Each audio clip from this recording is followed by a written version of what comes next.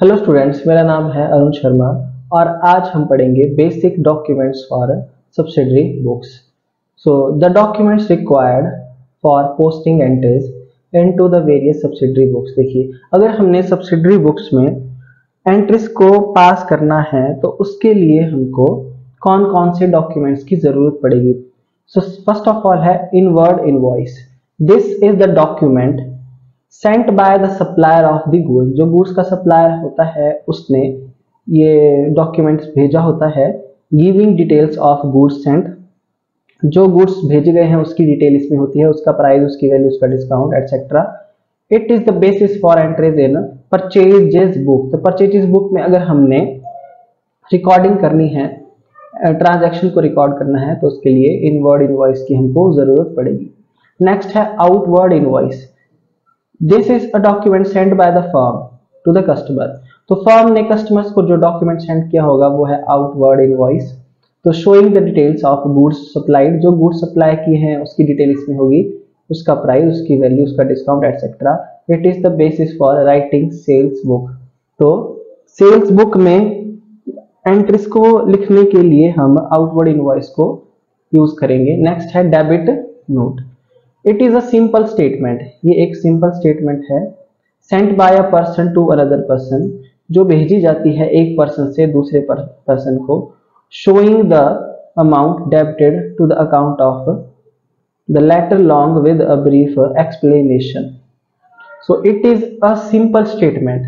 ये एक simple statement होती है सेंट बाय अ पर्सन, जो भेजी जाती है एक पर्सन से दूसरे पर्सन को।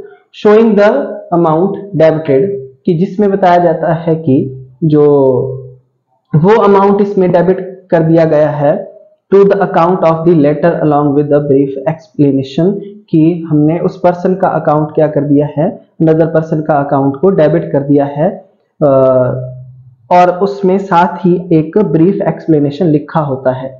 सो ये जो डेबिट नोट क्या होता है स्टूडेंट्स, ये मैंने आपको डिटेल में बताया है वाउचर वाले चैप्टर्स में भी, और इस चैप्टर में भी मैंने आपको डेबिट नोट के बारे में पहले बता चुका हूं। The debit notes are issued by a trader. जो ट्रेडर होता है वो इशू करता है debit note relating to purchase is return. ये परचेज इज रिटर्न से रिलेटेड ये डॉक्यूमेंट होता है। In order to put up his claim for abatement of his dues to the other party. Debit notes are serially numbered and are similar to invoices, although they are usually printed in a red ink. तो red ink में ये print किया जाता है। Students, एक बात यहाँ ध्यान देने वाली है कि जो हमने गुड्स परचेज किए हैं सप्लायर से, उन गुड्स को हम क्या कर देंगे, वापस कर देंगे। यानी कि परचेज रिटर्न के केस में जो है वो डेबिट नोट का यूज किया जाता है।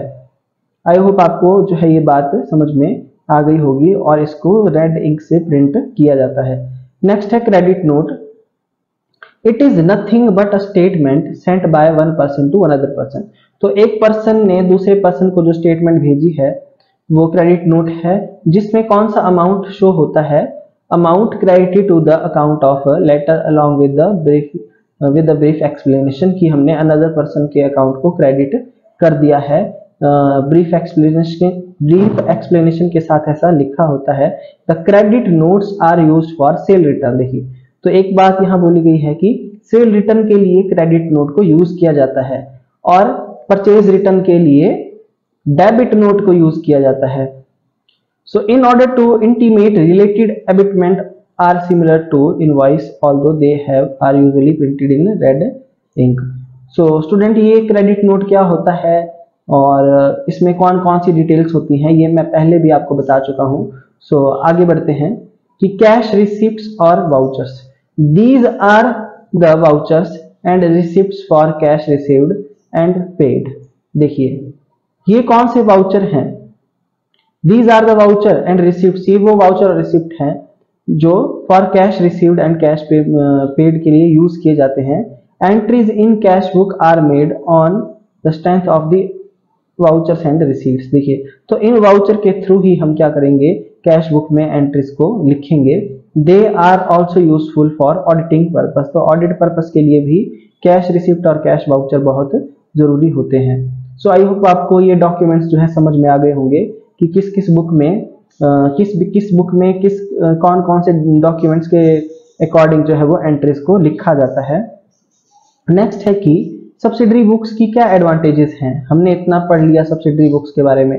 तो फर्स्ट ऑफ ऑल है division of work, division of journal का डिवीजन हो जाता है सब्सिडरी बुक्स की वजह से। So division of journal results in division of work as more than just one person में independently record original entries in a day books.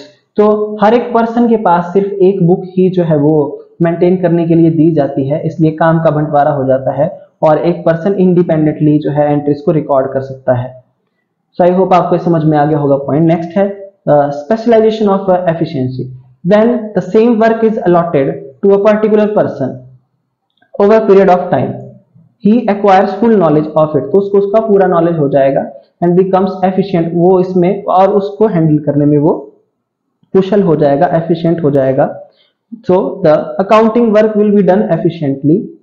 So accounting work जो है हमारा एफिशिएंटली जो है डन हो जाएगा, अच्छे तरीके से, बढ़िया तरीके से। Facilitates posting since the transaction of a particular nature get recorded at a single place. क्योंकि जो ट्रांजैक्शन होती है किसी पर्टिकुलर नेचर की, उसको हम एक ही जगह रिकॉर्ड करेंगे, एक ही प्लेस पे। The posting in real accounts is much easier and quicker. इसलिए जो रियल अकाउंट्स होंगे उसमें जो है वो पोस्टिंग करना हमारे लिए आसान होगा और पोस्टिंग जो है जल्दी हो जाएगी। नेक्स्ट है time saving. Due to division of work it is possible to perform various accounting processes simultaneously. ठीक है, तो ये क्या होगा, हमारे लिए पॉसिबल होगा